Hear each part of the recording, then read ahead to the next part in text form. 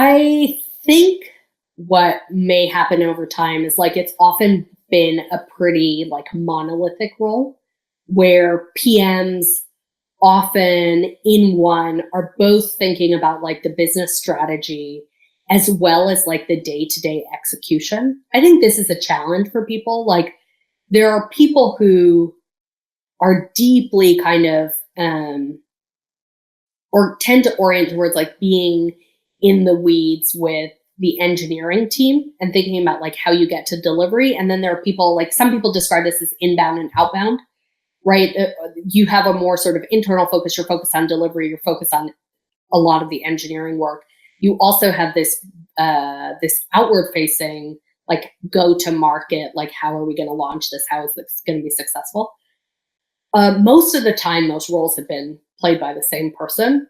I think increasingly as products become more complex, as we also realize that it's like not sufficient to have new technology, build something and put it out into the world. Like I think it's just going to be harder to build successful products. There's a lot of great new technology out there, but I also think it's getting harder and harder. Like there's like greater saturation in many ways with technology products. It's going to be harder to build products that are actually successful and used by people and sustain that use.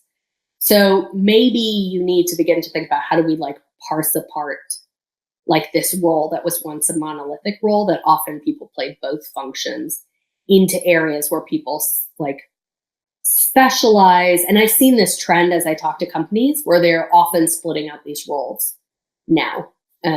Whether that will be successful or not, I don't know.